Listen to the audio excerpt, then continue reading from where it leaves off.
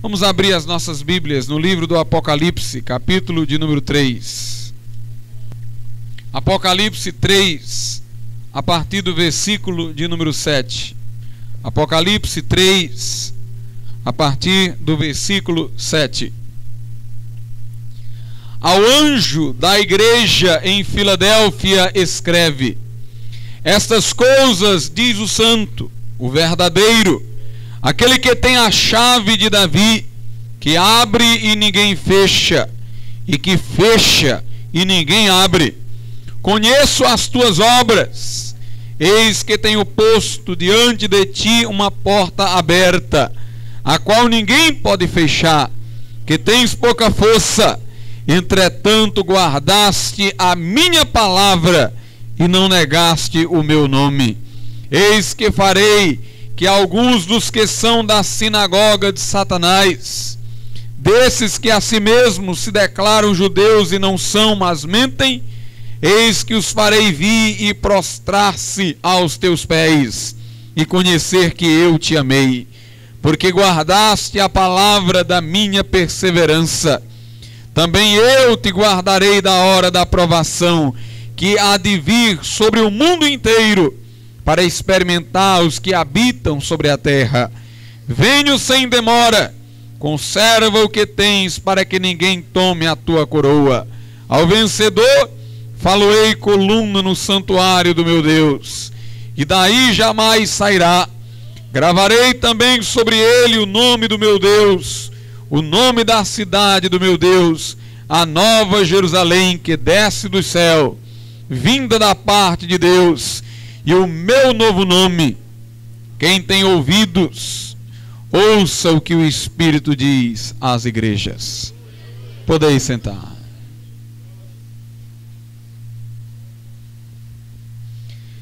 Meus amados irmãos, as 7 igrejas descritas no livro do Apocalipse representam 7 tipos de igrejas existentes em todas as épocas, em todos os séculos.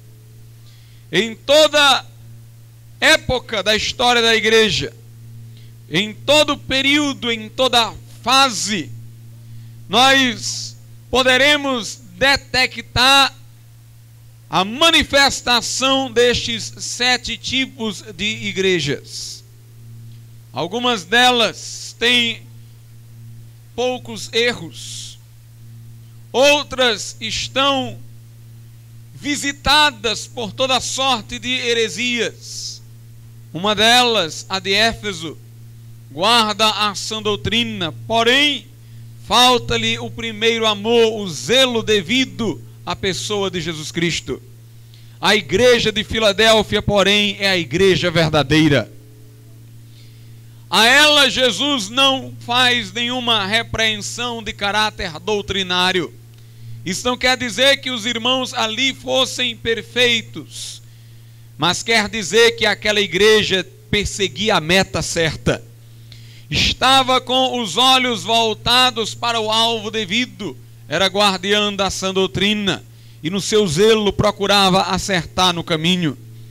A igreja de Filadélfia estava dentro dos padrões de Deus quanto ao seu sentimento para com Deus, quanto à doutrina que advogava, quanto ao seu comportamento. Meus amados irmãos, interessante é que Jesus se apresenta a esta igreja como sendo o santo, o verdadeiro, e aquele que tem a chave de Davi, que abre e ninguém fecha, fecha e ninguém abre. Jesus diz: estas coisas diz o santo, o verdadeiro, aquele que tem a chave de Davi, que abre e ninguém fecha, e fecha e ninguém abre. Interessante é observar que o modo como Cristo se apresenta às outras igrejas tem a ver com o que nas outras igrejas está faltando. Ele, portanto, nas outras cartas, nas demais cartas, apresenta-se como aquele que tem a provisão para aquilo que falta às igrejas. Mas na igreja de Filadélfia, já que ele não faz a ela nenhuma repreensão, o seu modo de apresentar-se não terá nada a ver com os recursos que ele está oferecendo àquela igreja, dada a sua escassez. O modo como Jesus se apresenta à igreja de Filadélfia tem a ver não com o que aquela igreja não tem, mas com o que ela tem. Jesus queria dizer o seguinte: entre nós dá para ver um relacionamento perfeito, porque eu sou santo e vocês são a igreja santa. Eu sou verdadeiro e vocês são a igreja verdadeira. Eu sou aquele que abre a porta e vocês são os que vão por essa porta aberta. Jesus quer demonstrar àquela igreja que há entre ele e ela interação perfeita. Daí porque o nome da igreja é Filadélfia. A palavra phileo vem de amor, amor de amigo. Filadélfia é a igreja da amizade, é a igreja que é amiga de Deus, como Abraão foi amigo de Deus. Jesus diz a ela: eu farei que os teus inimigos venham e se prostrem diante de ti, para que eles saibam que eu te amo. A igreja de Filadélfia aqui representa o estilo, o tipo de igreja que representa a igreja verdadeira para a sua época. Portanto, esta igreja verdadeira deve ser santa porque separada do mundo e de seus valores. Deve ser verdadeira porque adequa-se plenamente ao projeto divino estabelecido em sua palavra.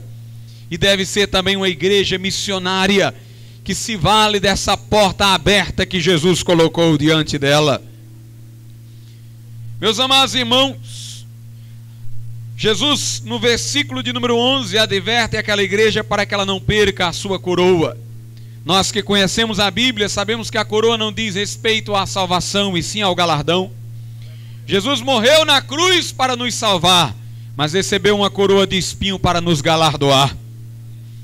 Portanto, não é bom apenas ter a vida, é bom ter a vida coroada. A coroa da vida não é a vida, é a coroa que adorna a vida eterna que Jesus nos dá. A Bíblia nos convida a sermos salvos pela fé tendo vida eterna, mas nos convida para que nos empenhemos na obra a fim de termos a coroa. Quando Jesus, portanto, diz: conserva o que tem para que ninguém tome a tua coroa, Jesus quer dizer: aproveitem-se da porta aberta que pus diante de vós, evangelizem, ganhem alma, não percam a coroa que eu estou colocando à disposição de vocês. Meus amados irmãos, no versículo 12 Jesus diz: ao vencedor faloei coluna no santuário do meu Deus. É interessante que ao vencedor de cada igreja Jesus faz uma promessa distinta. Ao vencedor da igreja de Filadélfia ele faz esta promessa: há de ser este uma coluna no santuário de Deus. O que é uma coluna? É um sustentáculo. Meus amados irmãos, um guardião da sã doutrina é uma coluna que sustenta a verdade sobre a terra.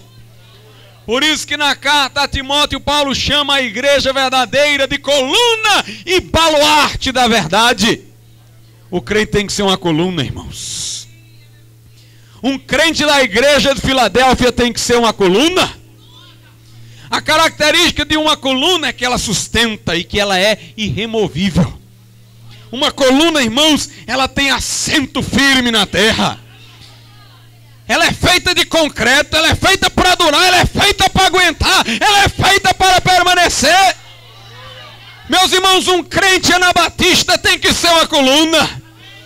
Ele tem que ser feito para aguentar a perseguição, tem que ser feito para aguentar a pancada, para aguentar a zombaria, para aguentar, meus amados irmãos, os chicotes e a arena dos leões. Um crente anabatista dá glória a Deus no fogo, dá glória a Deus enfrentando os leões, dá glória a Deus quando é perseguido, exalta o nome de Jesus quando zombam dele, quando lhe caluniam. Irmãos, nós não podemos ter a nossa fé abalada, nós temos que ser coluna no santuário de Deus.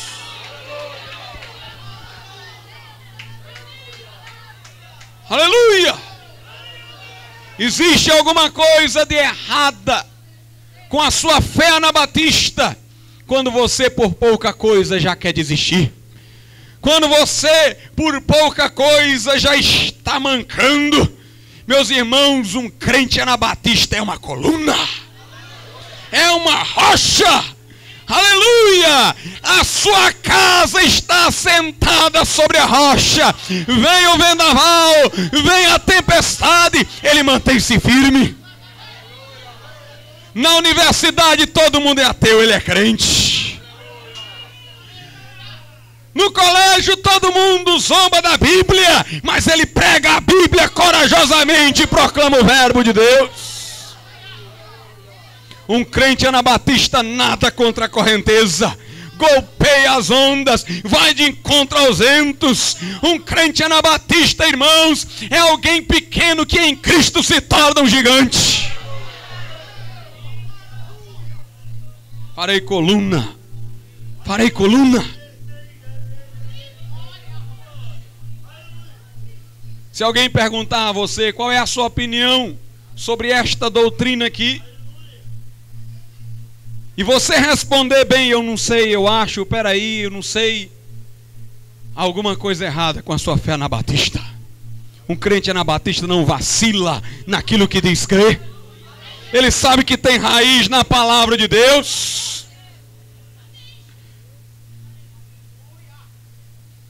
É uma coluna. Jesus diz, estas coisas diz o santo. O santo dizendo para a santa igreja. Esta coisa essas coisas diz o verdadeiro, que está falando para a igreja verdadeira. Estas coisas diz aquele que tem a chave de Davi, que abre e ninguém fecha, e fecha e ninguém abre. Ele pode fechar e pode abrir, e para nós, irmãos, ele abriu. Versículo 8. Conheço as tuas obras, eis que tenho posto diante de ti uma porta aberta, a qual ninguém pode fechar, que tens pouca força, entretanto guardaste a minha palavra e não negaste o meu nome. Que coisa maravilhosa! Jesus está dizendo o seguinte, ó, tu tens pouca força, mas quem abriu a porta foi eu, e não tem diabo que possa fechar. Nós não temos, irmãos, candidatos da Igreja Batista Renovada Moriá apresentado nas eleições. Nós não temos um governador a nosso favor, nós não temos um prefeito, nós não temos, meus amados irmãos, dinheiro sobrando, nós temos pouca força, mas eu quero dizer uma coisa, Deus abriu a porta e ninguém poderá fechar.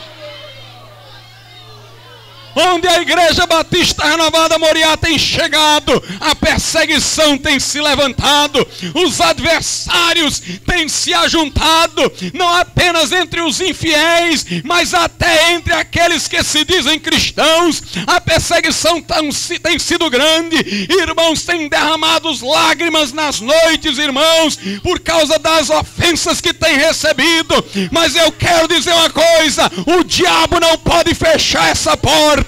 O inferno não pode fechar essa porta. Os demônios não podem fechar essa porta, porque ela foi aberta por aquele que abre e ninguém fecha, fecha e ninguém abre. Aleluia.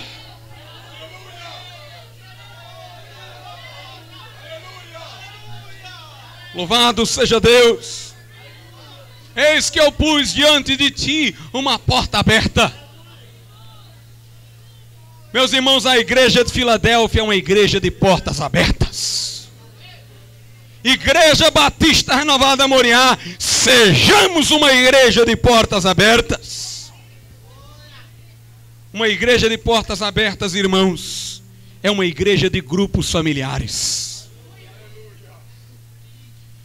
Nós não temos um local de culto separado de nossas casas, onde nos escondemos das pessoas. Nós estamos em nossas casas, falando de Jesus aos nossos vizinhos. Uma igreja que não tem grupos familiares É uma igreja, meus amados irmãos, que separou para si um lugar específico de culto. Eles separam o secular do espiritual. Dizem: a casa de vocês é o lugar de vocês, e aqui é o templo, que é o lugar de culto. As igrejas que não adotam um grupo familiar esqueceram de que nossas casas têm que ser um templo de Deus. Esqueceram que nós temos que espiritualizar tudo, que Jesus é Senhor de tudo, inclusive de nossas casas. E os grupos familiares evidenciam isso. Igrejas, irmãos, de templos, igrejas que só se reúnem dentro de edifícios religiosos separados do uso normal, são igrejas escondidas, são igrejas que separam o secular do espiritual. Mas nós não acreditamos nesta igreja sacerdotal, cerimonialista, nessa igreja em que até a porta do templo tudo é santo, da porta do templo para fora cada um anda pelo seu próprio caminho. Nós acreditamos, irmãos, que a mensagem cristã, ela é como o sal que dissemina-se sobre a carne e lhe dá gosto. O crente em Jesus é como o sal, ele tem que estar influenciando o mundo com o evangelho.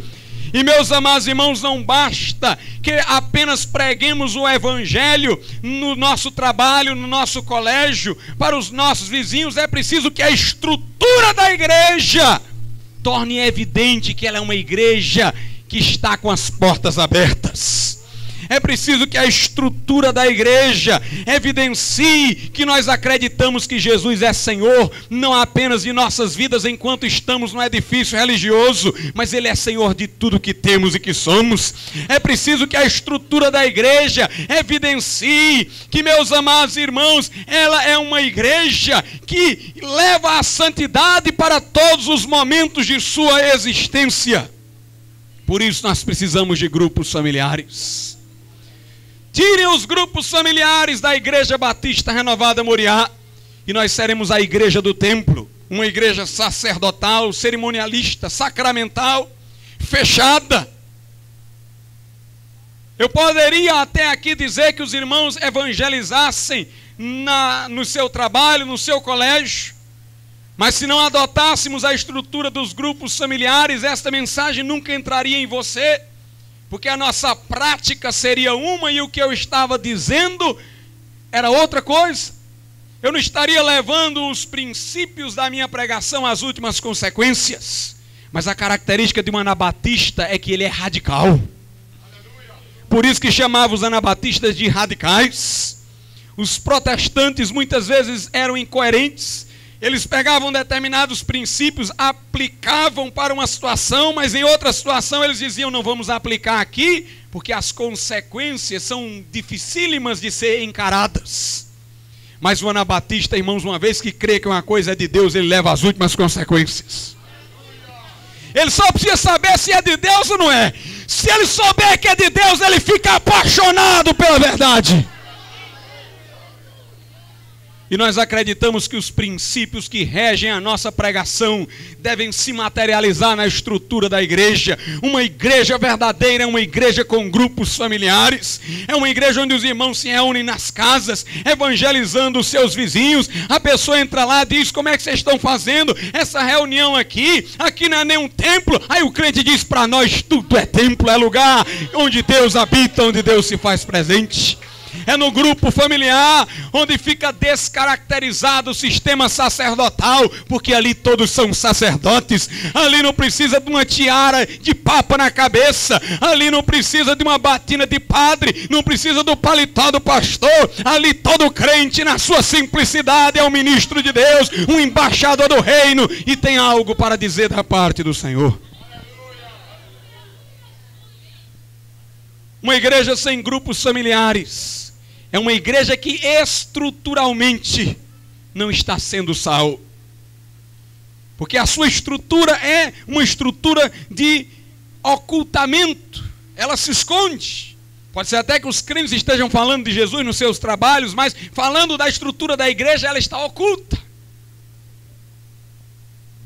Uma igreja sem grupos familiares é como uma luz debaixo da cama, como a luz debaixo de um vaso. Jesus diz: não se põe a luz debaixo de um vaso, não se põe a luz debaixo de uma cama, se põe a luz no lugar onde todos possam ser por ela iluminados. Meus irmãos, é preciso que a estrutura da igreja se conforme com a mensagem que pregamos, segundo a qual é necessário os crentes anunciarem a Cristo em todos os lugares. Temos que ser uma igreja de portas abertas. Em Atos 2:46, a Bíblia diz o seguinte: diariamente perseveravam unânimes no templo, partiam o pão de casa em casa e tomavam as suas refeições com alegria e singeleza de coração. Notemos, os crentes celebravam a ceia nas casas. Veja Atos 5:42. E todos os dias no templo e de casa em casa não cessavam de ensinar e de pregar Jesus o Cristo. Veja agora Atos 20:20. Diz o seguinte, o apóstolo Paulo à igreja de Éfeso: jamais deixando de vos anunciar coisa alguma proveitosa, e de vos ensinar publicamente e também de casa em casa. Alguns querem se levantar contra os grupos familiares, dizendo o seguinte: por que é que a igreja adota hoje o sistema de grupos familiares e não adota o sistema de distribuição de bens que havia na igreja primitiva? Meus amados irmãos, quem fala deste modo está equivocando-se por diversas razões. Em primeiro lugar, não havia um sistema de distribuição de bens, embora houvesse um sistema de grupos familiares. Os grupos familiares eram sistemáticos, porque eles foram firmados por orientação apostólica, por revelação divina. Era estrutura obrigatória, mas a distribuição de bens não foi feita de forma sistemática, por mandamento, foi feita espontaneamente por amor. Foram os cristãos que, olhando uns a necessidade dos outros, procuravam se ajudar mutuamente. E quem foi que disse que nós não aceitamos que isso é necessário hoje? É necessário sim. Se houver o meu irmão necessitado, eu tenho que ajudá-lo. A Bíblia diz que na igreja primitiva, quem tinha dois terrenos ficava com um e dava o outro, se via um irmão necessitado. Alguém diz: pastor, por que é que não estamos vendo essas coisas acontecerem? Porque nós aqui somos simples, não temos dois terrenos. Se tivesse alguém dois terrenos e tivesse um necessitado, saía um mesmo. Meus amados irmãos, eu tenho visto aqui irmãos tirarem da sua conta bancária e darem carros para outros irmãos. Tenho visto aqui irmãos receberem alimentos uns dos outros. Quem foi que disse que Deus está fazendo o mesmo entre nós? Aquele povo que se convertia naquela época, dentre eles alguns eram ricos e tinham muitos bens e faziam muitas coisas. Dentro daquilo que nós temos, nós estamos fazendo.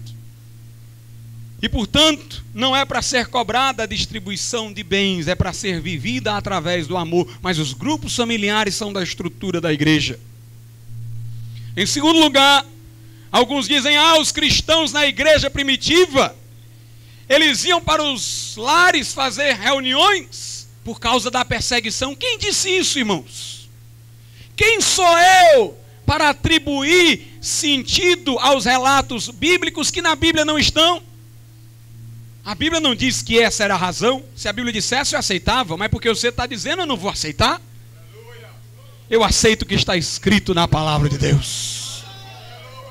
E quem foi que disse que as reuniões nas casas seriam mais favoráveis à proteção dos crentes? Não seria muito mais favorável eles construírem um templo num lugar escondido e se reunir lá, não?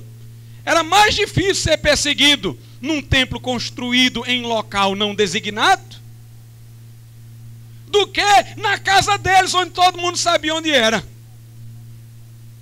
Os grupos familiares, pelo contrário, faziam os crentes mais expostos à perseguição. Veja o que a Bíblia diz aí em Atos 8:3. Saulo, porém, assolava a igreja, entrando pelas casas e arrastando homens e mulheres, e encerrava-os no cárcere. Foi mais fácil para Saulo, que ainda não tinha se convertido então, perseguir a igreja pelo fato de ela estar se reunindo em casas. Era mais fácil de encontrar o povo. Todo mundo sabia onde é que os crentes moravam. Então Paulo entrava nas casas perseguindo a igreja e levava irmãos arrastados ao cárcere. Digo-vos mais, se os grupos familiares fossem uma coisa ocasional e circunstancial, somente para o princípio da igreja, eu pergunto-vos, por que é que todas as igrejas naquele tempo adotaram? Paulo escreve a Roma, fala de grupos familiares. Paulo escreve aos Coríntios, fala de grupos familiares. Paulo vai embora de Éfeso, comenta que pregou nas casas. Em todos os lugares onde a igreja chegava, meus irmãos, o sistema de grupos familiares era implantado. Porque a igreja primitiva tinha os grupos familiares como parte de sua estrutura. Vejam bem, os grupos familiares têm duas razões de existência. Em primeiro lugar, os grupos familiares servem para a comunhão entre os irmãos. E a comunhão dos irmãos é a comunhão com Jesus Cristo. Os grupos familiares revelam que a igreja é uma família e não uma instituição humana qualquer, não um clube. E os grupos familiares servem para que a igreja tenha as suas portas abertas. Servem para a evangelização, para a disseminação do evangelho. Quando a igreja de Filadélfia é descrita como uma igreja perante a qual está uma porta aberta, evidente está aí que faz parte da natureza dos grupos familiares a evangelização. Ela era uma igreja de portas abertas, porque tinha grupos familiares, não era uma igreja enclausurada em templos. A igreja de Filadélfia, portanto, era uma igreja evangelística através de grupos familiares. Mas, meus amados irmãos, a igreja de Laodiceia foi uma igreja altamente reprovada por Jesus. Sabe por quê? Porque era uma igreja que não queria proporcionar entre os irmãos a comunhão. Aí por causa disso ela acabou com os grupos familiares. A igreja de Laodiceia não era uma igreja de portas abertas, era uma igreja de portas fechadas. Por isso que Jesus disse à igreja de Laodiceia: eis que eu estou à porta e bato. Se alguém abrir a porta, eu entrarei em sua casa. Note casa. A casa de cada crente ali estava fechada. Nenhuma das casas dos que pertenciam à igreja de Laodiceia estava aberta para a pregação do evangelho. Jesus disse que eu estou à porta e bato, na porta da casa de cada pessoa daquela igreja. Jesus disse: se tiver pelo menos um aí que abrir a porta, eu vou entrar. Aí eu cearei com ele e ele comigo. Quer dizer, se alguém abrir a sua porta para o evangelho, está abrindo para mim. Se alguém abrir a sua casa para um grupo familiar, está abrindo para mim e eu vou entrar. Vou cear com ele e ele vai cear comigo. Alguém diz: pastor, por que é que a igreja de Laodiceia não gostava de grupos familiares? E isso que eu disse está em Apocalipse 20:20. Vou lhes dizer por quê. Porque era uma igreja granfina e fria. Jesus disse: tu não és quente nem fria, és morna, e por isso eu estou a ponto de vomitar-te da minha boca. Era uma igreja que vislumbrava o ir ao culto como uma rotina, uma cerimônia. Eles não queriam ter envolvimento com Cristo e com os irmãos no dia a dia, eram frios. E era uma igreja granfina. Jesus disse: tu dizes, rico sou, e de nada tenho falta. Não sabes que és pobre, cego, miserável e nu. A igreja de Laodiceia era uma igreja de ricos. E os ricos não gostam muito de abrir as suas portas. Os ricos gostam da privacidade. Os que têm espírito de riqueza, de vaidade, de orgulho, dizem: eu não quero expor a minha privacidade. Eu não quero muita proximidade com o irmão. Há um desprezo para com os irmãos, principalmente com os mais simples. E a igreja de Laodiceia era uma igreja assim. As pessoas só queriam ir para o templo domingo, quarta-feira, aí depois todo mundo ia para casa, ninguém se falava, ninguém se comprometia um com o outro, nas casas ninguém chegava, não havia grupos familiares. Meus amados irmãos, nós não somos da igreja de Laodiceia, nós somos da igreja de Filadélfia, a igreja do amor, a igreja que tem as portas abertas. Os grupos familiares são instrumentos imprescindíveis para a comunhão da igreja e para a disseminação do evangelho. Queremos ser igreja missionária? Vamos então fazer grupos familiares. Onde quer que a Igreja Batista Renovada Moriá chegue, que os grupos familiares também cheguem. Que haja grupos familiares, irmãos, e que o evangelho seja expandido para a glória de Deus. Mas, em segundo lugar, somos uma igreja de portas abertas, porque somos uma igreja disposta a soltar missionários. Não apenas uma igreja que se abre na sua estrutura mediante grupos familiares, mas uma igreja que não quer se apropriar dos homens que têm vocação divina. Somos uma igreja que quer colocar estes homens à disposição de Deus. Meus irmãos, a igreja de Antioquia decidiu enviar Paulo e Barnabé como missionários. Eu às vezes fico a pensar nisso. Seria difícil para uma igreja hoje entregar Paulo e Barnabé. Já pensou a igreja de Antioquia tendo Paulo e Barnabé? Cedê-los para a obra missionária. Por quê, irmãos? Porque era uma igreja de portas abertas. Se Deus mandou, vai. E nós vamos sustentar. E nós vamos ajudar. Não é só vai não. Vai que nós vamos ajudar. Vai que nós vamos na retaguarda. Nós vamos cooperar com a obra de Deus. Uma igreja verdadeira, irmãos, é uma igreja que sai ao encontro do sedento com água. Quando Eliezer foi buscar para Isaac uma noiva, ele encontrou muitas mulheres. Ele disse: Senhor, faze com que a mulher que tu desejas que eu leve para Isaac venha até mim. Veja que eu estou com sede e traga água para mim e para os meus camelos. O que Eliezer queria, irmãos, naquele momento, era descobrir dentre aquelas mulheres qual era a mais sensível. Ele queria levar para Isaac a mulher dentre aquelas que fosse a mais sensível à necessidade humana, à dor humana. Ele estava cansado e sedento. Ele disse: Senhor, que essas mulheres me reparem, para que eu saiba dentre elas quem é a sensível, que esta venha até mim. E foi Rebeca que foi até aquele homem, deu-lhe água e deu água também aos seus camelos. Meus irmãos, Rebeca representa a igreja e Isaac representa o Senhor Jesus. Eliezer é o Espírito Santo que vem trazer a igreja para Cristo. E sabe qual é a igreja que ele reconhece? É aquela que é sensível à necessidade humana.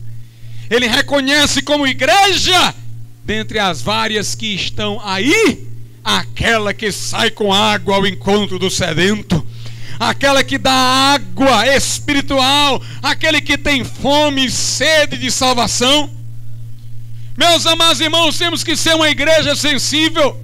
Há um mundo em nosso redor que está perecendo, há uma multidão que está descendo a ladeira rumo ao inferno, e nós temos que colocar o cântaro nas costas e sair em busca do sedento, dando-lhe água para beber, a fim de que ele não pereça na sua sede. É hora de termos paixão pela obra de Deus. É hora, irmãos, de repararmos os campos que já estão brancos para a ceifa. Jesus disse-nos: vinde, mas agora Ele está nos dizendo: ide. O que Deus quer dessa igreja agora é que ela vá com a tocha da sã doutrina nas mãos. Há pecadores clamando por salvação. Há membros de denominações que se dizem evangélicas clamando pela sã doutrina, pela verdade. Meus amados irmãos, tem chegado o dia em que os homens têm tido fome e sede, não de pão nem de água, mas de ouvir a palavra de Deus, e Deus tem nos dado a sua palavra. Levemo-las, portanto, aos corações. Dai de graça, igreja, o que de graça recebestes. Jesus era um missionário fervoroso, incendiado pela tocha de Deus. Vamos ver o que a Bíblia Sagrada diz em Atos, capítulo de número 8. Aliás, vamos ler primeiro João capítulo 4.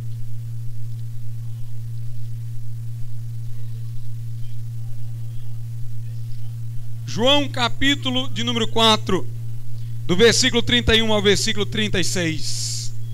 Veja como Jesus tinha fome, irmãos, era de ganhar almas. João 4, do 31 ao 36. Nesse íntere, os discípulos lhe rogavam, dizendo: Mestre, come. Mas ele lhes disse: Uma comida tenho para comer, que vós não conheceis. Diziam então os discípulos uns aos outros: Ter-lhe-ia porventura alguém trazido que comer? Disse-lhes Jesus: A minha comida consiste em fazer a vontade daquele que me enviou e realizar a sua obra. Não dizeis vós que ainda há 4 meses até a ceifa? Eu, porém, vos digo: erguei os olhos e vede os campos, pois já branquejam para a ceifa.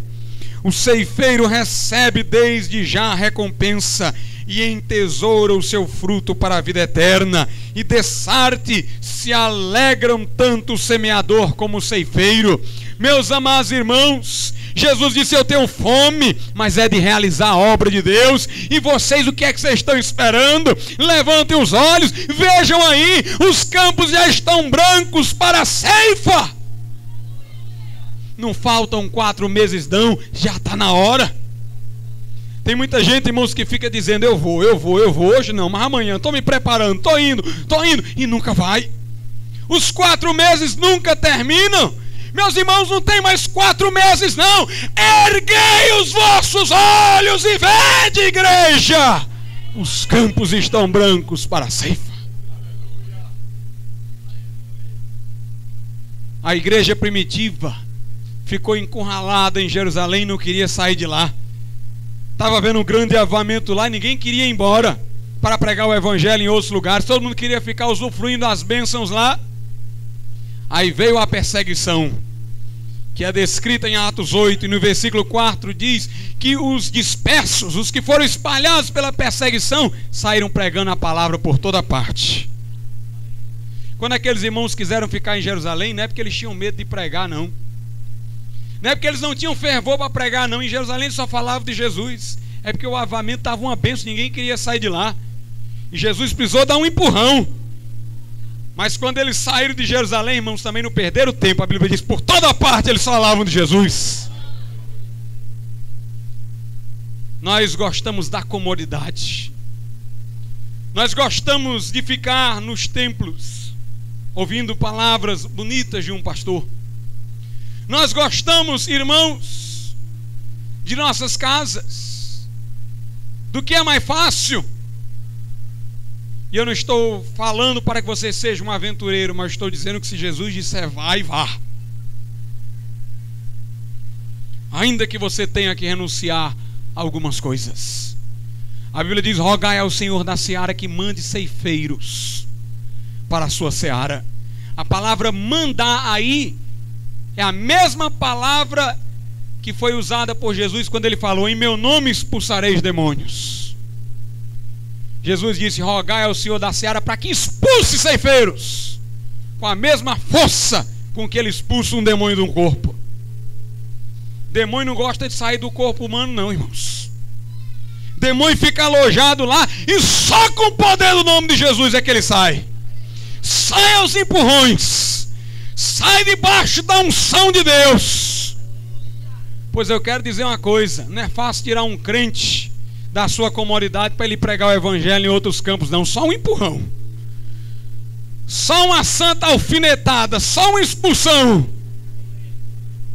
Rogai ao Senhor da seara para que expulse ceifeiros para a sua seara. Levanta, Jesus, levanta, obreiros. Mas, irmãos, Deus requer dos pregadores algumas coisas. Não basta ir, de fato é preciso também estar pronto para ir.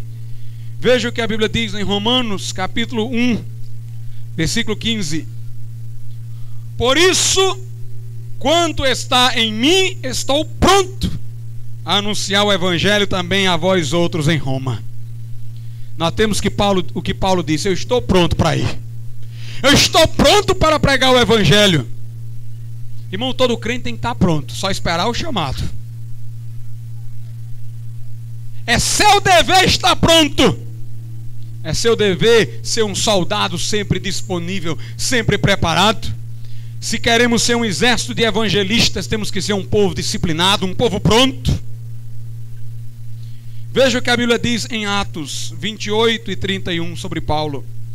Pregando o reino de Deus, e com toda a intrepidez, sem impedimento algum, ensinava as coisas referentes ao Senhor Jesus Cristo. Notemos que a Bíblia diz que ele pregava o evangelho com liberdade e sem impedimento algum. Como é que Paulo pregava o evangelho com liberdade e sem impedimento algum, se nesta ocasião ele estava preso? É porque, irmãos, cadeias não é impedimento. Algemas não nos impedem de pregar. O irmão Jocélio que o diga.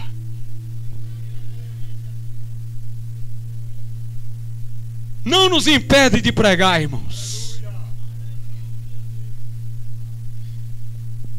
O irmão Jocélio estava anunciando o evangelho numa determinada cidade, e as forças religiosas do lugar quiseram constranger o delegado para pará-lo. O delegado levou ele apenas para conversar, não tinha razão, não tinha motivo, não tinha base jurídica para fazer qualquer coisa com ele, terminou soltando. Mas o tempo que o irmão Jocélio ficou lá dialogando com o homem, pregou o evangelho de Jesus.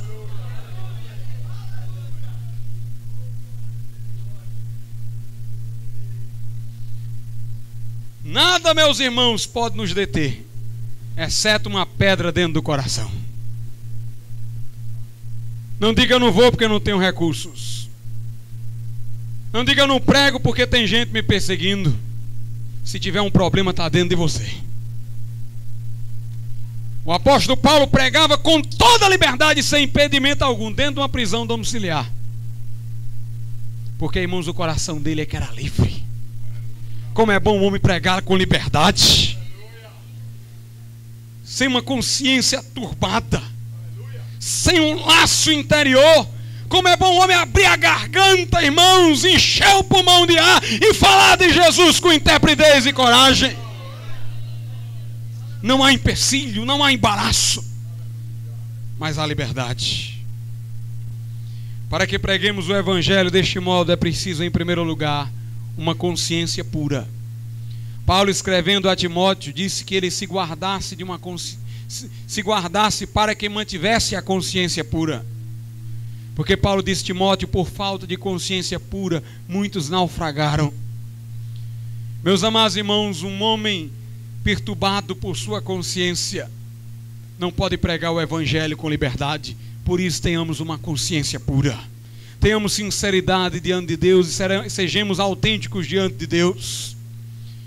Que todo pecado seja posto debaixo do sangue de Jesus, que o abominemos e dele nos arrependamos, que tenhamos uma consciência pura para pregar com liberdade, sem impedimento algum. Em segundo lugar, para que preguemos deste modo, é necessário que sejamos um atleta de Cristo. Não é um atleta de Cristo como o povo está falando por aí, não. Não é atleta de Cristo em cima de uma prancha de surf, não. Não é atleta de Cristo num gramado de futebol, não. Porque nós não queremos ser aplaudidos pelo mundo nas arquibancadas. Nós não queremos estar nas praias com os infiéis no seu indecoro e promiscuidade. Nós queremos estar, irmãos, como soldados de Jesus Cristo, pregando o seu evangelho. O atleta de Cristo, ele é o atleta para Cristo e não para o mundo. O apóstolo Paulo diz: os homens deste mundo se disciplinam quanto ao comer e ao beber, para adquirirem uma coroa corruptível. Mas nós, que não lutamos como quem bate no ar, nos disciplinamos para alcançar uma coroa incorruptível. O atleta de Cristo é aquele que luta por uma coroa incorruptível. Eles, diz Paulo, eles, os do mundo, lutam por uma coroa corruptível. Nós, os crentes, por uma coroa incorruptível. Uma coisa são eles, outra coisa somos nós. Uma coisa é a coroa corruptível, outra coisa é a coroa incorruptível. Uma coisa são as competições desse mundo, outra coisa é um pregador do Evangelho. Aleluia. Agora Paulo diz, os atletas desse mundo se disciplinam, evitam determinada comida, evitam determinada bebida para alcançar sua coroa. Os atletas desse mundo se disciplinam e o crente tem que ser disciplinado também, irmãos. Não para ganhar a coroa corruptível, mas para ganhar a coroa incorruptível. Quer ser um pregador que prega com toda liberdade, sem impedimento algum? Tenha uma consciência pura e seja um crente disciplinado. Paulo diz, eu esmurro o meu corpo e eu sujeito à escravidão, para depois de pregar aos outros, eu mesmo não ser desqualificado. Paulo diz, meus amados irmãos, que submete o seu corpo à servidão, exerce, portanto, domínio próprio sobre si. Quem não gosta de disciplina, não dá para ser um pregador do Evangelho. Porque Paulo comparou o pregador do Evangelho a um soldado, a um guerreiro, a um atleta. Todas as ilustrações de Paulo eram com referências a pessoas disciplinadas, quer para a batalha, quer para a obtenção de uma coroa. O crente em Jesus, irmãos, tem que meditar na palavra dia e noite. O crente em Jesus tem que vigiar em oração pelo menos 1 hora.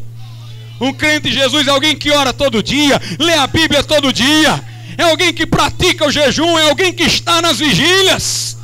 É alguém, irmão, que sabe subjugar o corpo cansado para fazer um bem maior que anunciar o Evangelho de Cristo. Esses que estão sempre cansados, esses que nunca podem, que se deixam levar pela exaustão do corpo, esses que não sabem o que é jejuar e orar, esses que não leem a Bíblia corriqueiramente, não têm, irmãos, capacidade para anunciar o Evangelho de Cristo. É preciso que sejamos um soldado do Senhor. Estamos numa batalha e as armas de nossa milícia não são carnais, mas poderosas em Deus. Em terceiro lugar, quer ser um pregador do Evangelho, tem que estar disposto a sofrer. Em primeiro lugar, uma consciência pura. Em segundo lugar, domínio próprio ou disciplina. Em terceiro lugar, você tem que ser uma pessoa disposta a sofrer. Se você é flor, que não me toque. Se você já está gritando com um pequeno arranhão, você não dá para pregar o Evangelho de Jesus Cristo. Não dá para ter esse privilégio santo. Um crente em Jesus, irmãos, tem que ser alguém calejado, alguém que aguenta o sofrimento. Eu quero dizer uma coisa: um ministro do Evangelho é perseguido de forma tão intensa que é indescritível dizer como é que é. Prega o Evangelho e você vai ver perseguição. Você diz, pastor, eu não tenho visto tanta perseguição assim. Mas é claro, sentado no seu sofá com os pés em cima do móvel, você não vai ver perseguição não, mas prega o Evangelho. Fale de Jesus com coragem. E você vai saber o que é ser arrastado perante as autoridades. E ali, o Espírito Santo te ensinará o que deves dizer. Quando Jesus chamou Paulo para o ministério, para ser um missionário, Jesus disse, Saulo, eu te mostrarei o quanto importa sofrer pelo meu nome. Meus amados irmãos, o nosso descanso não é aqui.